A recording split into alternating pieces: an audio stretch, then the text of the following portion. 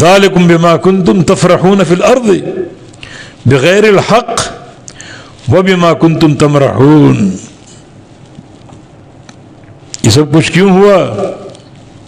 تمہاری یہ باتیں اول فول اور تمہاری یہ وعیدیں، سزائیں، سنگلوں میں جکڑے جائیں گے، گلوں میں طوق ہوں گے، گرم پانی میں پھینک دیے جائیں گے، جہنم میں جلائے جائیں گے. کیوں؟ ذالک بما کنتم تفرحون فی الارض، اس وجہ سے جو تم خوش ہوتے تھے زمین میں بغیر الحق، ناحق، یعنی انبیاء کی تکذیب کر کے خوش ہوتے تھے، نبی کو چھٹلا کر اپنی باتوں پر خوش ہوتے تھے، اور اپنی باتوں کو یہ پتہ نہیں کیا سمجھتے تھے، ان پر اتراتے تھے، خوش ہوتے تھے.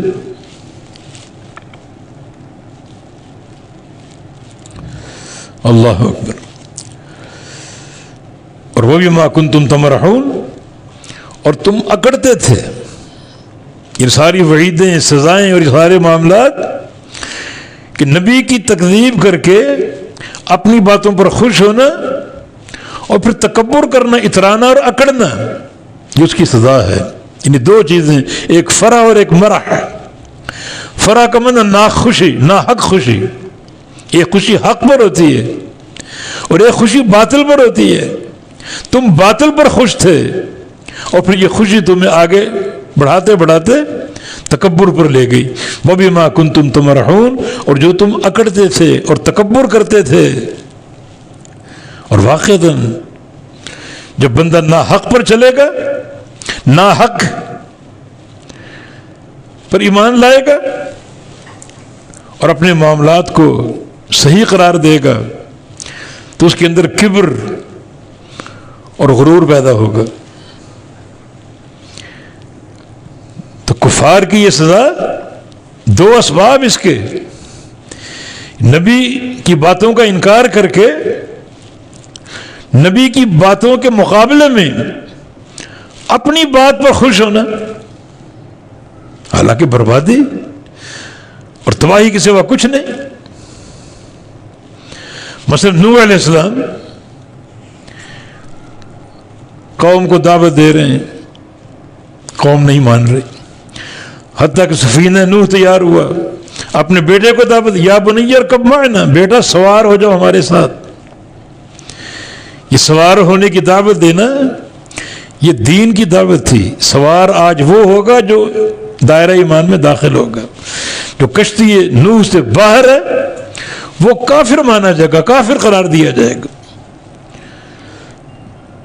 تو بیٹے نے اپنے باپ اور نبی کی بات کے مقابلے میں جو کج حجتی پیش کی اور اس پر خوش ہو رہا ہے کہ سآوی الی جبل یعصمنی من الماء، مجھے کشتی کی ضرورت نہیں، میں وہ پہاڑ کی چوٹی پہ چڑھ جاؤں گا، اگر پانی آ بھی گیا تو وہ پہاڑ کی چوٹی مجھے بچائے گی.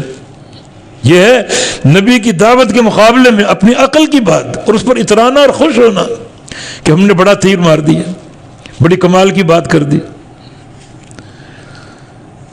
پھر اس کا انجام کیا ہوا؟ فکان من المغرقین، غرق ہو گیا، تہس نہس ہو گیا. اب قیامت کی سزا الگ ہے. نبی کی دعوت کیا تھی؟ کشتی میں آ جاؤ. کشتی میں سوار ہونے والے مومن ہوں گے، بچ جائیں گے، ان کے لیے عافیت ہے. اور اس کے مقابلے میں جو بھی تم بحث و تمہیز کرو گے، کٹ حجتی پیش کرو گے، اس پر اتراؤ گے، خوش ہوگے، وہ تمہاری بربادی کا پیغام ہے. اور یہاں بھی یہی معاملہ، جو تم کو سزا دی گئی یا قیامت کے دن دی جائے گی، کس چیز کا نتیجہ ہے؟ بما کنتم تفرحون فی الارض، جو تم زمین میں خوش ہوتے تھے نبی کی بات کے مقابلے میں اپنی حجت کو پیش کر کے خوش ہونا. اور وہ بما کنتم تمرحون، اور جو تم اتراتے تھے ہم نے بڑا تیر مار دی، بڑی کمال کی بات کر دی.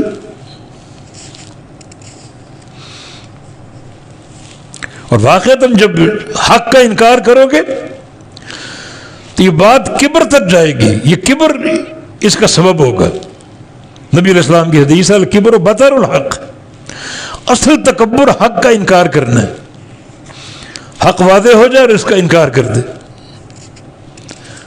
اصل تکبر ہے۔ تو تم نے اسی طرح حق کا انکار کر کے اور نبی کی باتوں کے مقابلے میں اپنی باتوں کو پیش کر کے خوش بھی ہوتے تھے، اتراتے بھی تھے اور کبر کا مظاہرہ کرتے تھے۔ سزا واضح ہو گئی۔